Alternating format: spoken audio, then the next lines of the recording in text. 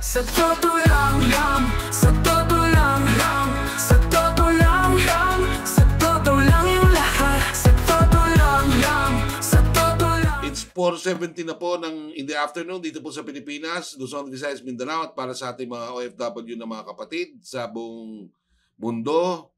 Our prayers are with you. Ricky Rivera po sa totoo lang dito po sa ongoing na investigasyon, no, ng Palasyo, lalo na ng NBI at iba po ang mga intelligence services. Lumalabas po na ang September 21 rally dyan sa Mindiola ay isang bahagi po ng isang pagtatangka para palitan yung ating pamahalaan. O mean to say, coup d'etat. Yan po yung lumalabas doon. Sapagkat base po doon sa mga nakakala po nating mga sources, mula sa ebidensya, mula sa ating mga sources, ay kapansin-pansin po na nung umaga pa lang ay may mga grupo na, no, na mga suspicious groups po na nakita po na pagala-gala dyan po sa kahabaan ng EDSA, lalo dyan sa Camp Aguinaldo, sa gate, at hanggang doon sa may EDSA Shrine, no? Pagala-gala po itong mga to na weird ang kasuotan, naka-black, at mayroon ng mga daladalang mga flags, no? At doon din po sa Luneta, umaga pa lang, nakita na po itong mga to na naka-maskara at naka-black na suot. At meron ng mga iba't iba. Yung isa ay parang anime, no? Kaya ako sinabi ni DIG Secretary Gilbert Remulla na para bagang ang playbook gawing magulo ito pong September 21 demonstration, no? At sangayon po sa kanilang pananaliksik o yung investigation po nila, lumalabas na may mga grupo ho na mga personalidad, no, na makikita niyo dyan sa photo na ito, involved daw. At involved din daw dyan, di umano, ang dating Ilocos Sur Governor Luis Chavit Singson, no, na a day before this happened sa Mindiola ay nagpatawag po, hindi po a day before pala, sorry, it's 2 days before, kasi Friday, natatanda ko yung Friday, no? Nagpatawag po siya, 2:00 po yun ng hapon, nagpatawag po siya ng isang press conference, agad-agaran dyan po sa Club Filipino. In fact, ang balita ko nga natin nahirapan ho talaga ang Club Filipino na bigyan sila ng room, no, sapagkat wala naman ho talagang dahil miyembro po ng Club Filipino si Governor Singson, ay napilitan ho silang ibigay yung isang room, no? Masyadong malaki na room, Kalayaan 1 yata yun. Okay, so nung nandun na ay binanatan itong governor si Luis, si Singson, ito pong dating niyang political ally na si PBBM. At siya po ay nagrekomenda na palitan daw itong pamahalaan na ito ng isang pamahalaan composed of the military, mga businessman, at mga religious groups. Ika nga, junta. Okay? Iyan po ay recorded. At nakita po itong si Chavit doon sa exercise. Pero nabuo siya. Binu ng libo-libo nating mga kababayan sapagkat alam naman at medyo na-disappoint sa kanya nung Friday na yon, nung pumutok na nga, no? Sapagkat obvious naman na mukhang nag-Duterte na itong si Chavit, no? At gusto niya mapalitan. Kasi hindi mo pwedeng palitan yung gobyerno, no? Na out of a whim, palitan mo agad-agad ng ganyan tipong klaseng sistema. Gulo yan. Pati hindi ho mangyayari na magkaroon ng political legitimacy yan.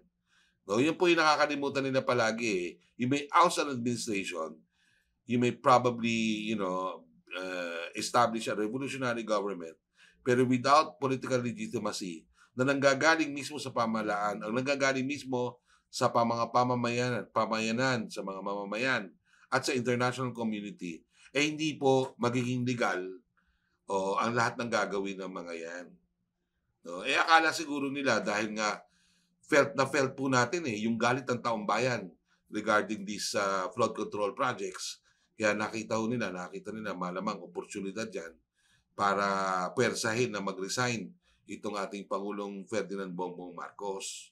At para pag nag-resign na nga naman siya, by virtue of presidential succession o constitutional succession, ika nga, si Vice Presidente Sara Duterte ang magiging Pangulo. Very obvious yung kanilang mga taktika. Very obvious yung kanilang gusto, no, na si Vice Presidente Sara Duterte. Hindi nga ho yan. Kung pagbabatayan ninyo, mga kapakanig ko, mga kapanalig at mga kapatid, no? Kung titignan niyo po yung surveys, ang dami-dami ng surveys na nagpapatunay na ayaw po ng taong bayan. Ito pong si Sara Duterte na maging Pangulo sa ngayon. No? Ayaw nila. In fact, 46% ng ating mga kababayan ang hindi Marcos at hindi Duterte. So anong kakahinat na niya kapag pinilit ninyo yung inyong gusto na maging Pangulo si Sara Duterte? Kasi gusto nilang sundin yung playbook ng Gloria Macapagal-Arroyo. Natatandaan nyo ba yan? Yung playbook nila noong 2001 na kung saan pinatalsik si Joseph Estrada at yung remaining term ni Erap siya namang pinagsilbihan nitong kanyang Vice Presidente at that time na si Gloria Macapagal-Arroyo. At tumakbo pang re-eleksyon si Sara. So, imbis na 6 years lang, naging 9 years yung pamamahala ni Gloria Macapagal-Arroyo. Doon sa 9 years na yon, ala rin, nagkautang-utang ang tambayan, no? Ang daming namatay, maraming gera, maraming kahirapan. So, yan po. Mas lalo na yan. No? Isipin ba ninyo, gusto niyo bang presidente? Yung sabi niya, naku, matatapos itong flood control project ito kung magpapatay tayo 100 baka para sa prayer rally. 100 baka. Ano ba naman yan? No? Bakit yung hindi ko ba, anong relihiyong kaya yan ng na gustong magpatay ng baka? Ha? Sara, ano ba? Are you there? No? Are you still living in this modern age?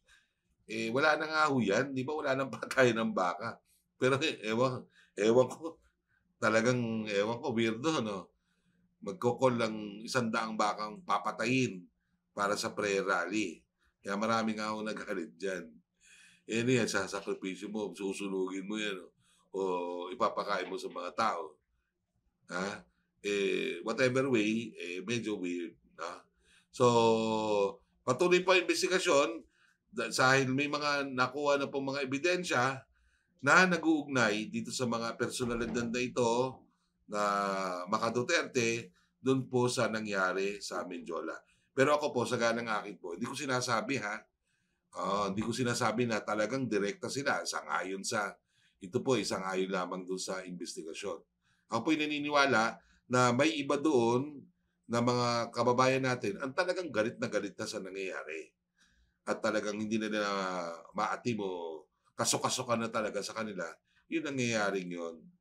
At meron no talaga dyan na syempre sa buhos ng kanyang damdamin ginawa niyang violente yung nasabing insidente. So pero very obvious talaga na planado ng mga grupong ito na sirain yung araw ng mga nagrarally.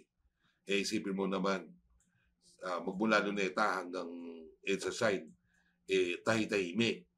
Diba? Pagdating dun sa Menjola, nagkaroon ng gimmick, nagkaroon ng riot. No? So, yan po. Siyempre talagang may mga Pilipino talaga na galit na galit. At kung ako rin man, nanakawan ka ng ganun. No? Wala ka ng pera, nanakawan ka pa.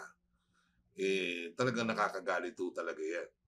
Pero mas nakakagalit yung mga tao na i-exploit itong ating mga kapwa-kababayan, no, na magalit, magwasak ng mga property, no, para sa kanilang kabutihan. Mas masahol pa kayo dyan sa mga nagnakaw doon sa flood control. No? Mas masahol pa kayo. Kaya, tignan niyo ito. No? Kayo po ay kakasuhan ng pamahalaan. At papanagutan ninyo yung mga nagkaganapan dyan sa Maynila. And I hope itong ating Manila Mayor Isko Moreno ay maging resolute. Resolute sa pagkakaso dito sa mga di umano'y mastermind. At in-identify naman ho niya eh. At meron ng mga nagsasabi ni si Ang Ping daw isa dyan. Meron ho si dating Executive Secretary Vic Rodriguez. May nagsasabi na si Atty. Topacio Rino ay kasama dyan. May nagsasabi na yung dating Presidential Advisor on Political Affairs, si Atty. Jing Paras, ay kasama po daw nung Jeff Celis na dating NPA na ngayon ay Duterte. Dyan po sa mga nagplano at nagunsige.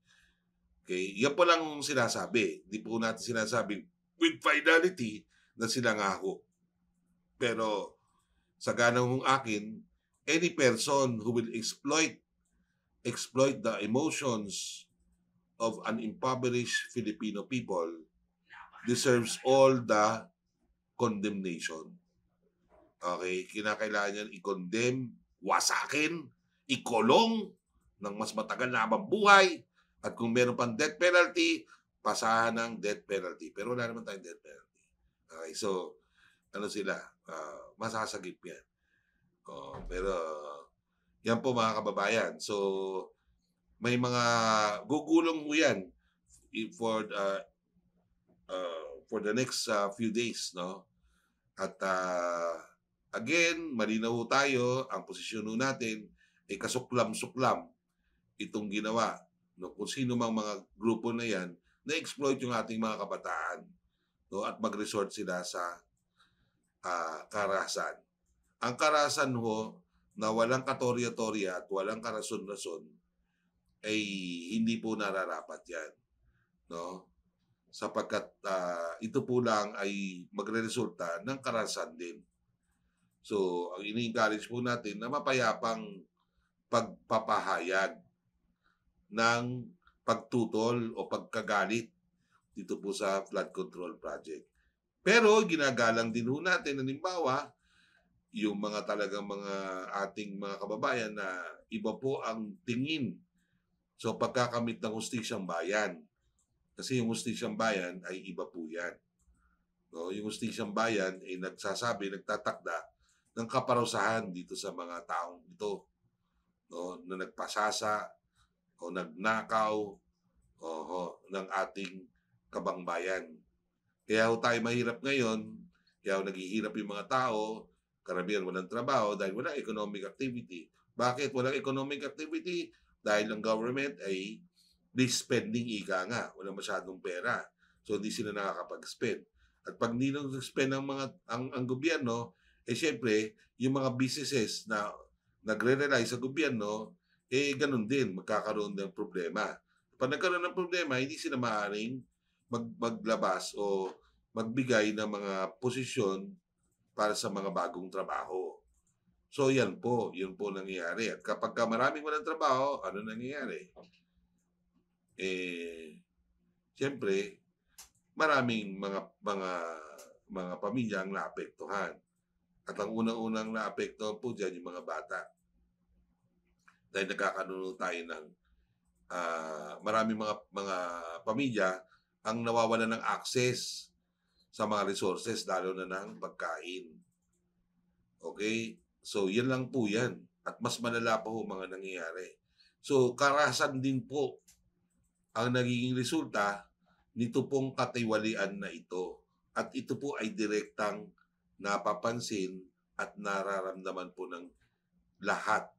Hindi lang po ang mga mahirap, kundi mga middle class, pati na rin ang mga mayaman. Anong sinasabi ko? Siyempre, paglabas mo sa kalsada, damang-daman na kaagad yan. Kapag kayo mga kalsada ay butas-butas, substandard, etc. Diba? So, may banta na kaagad sa yung pagkatao o sa yung ano. Okay, so tabayanan po natin ito dito sa current page para sa mga iba pang mga balita. Subscribe, like, and share yung pong ating channel. Maraming salamat po. Sa totoo lang, sa totoo lang,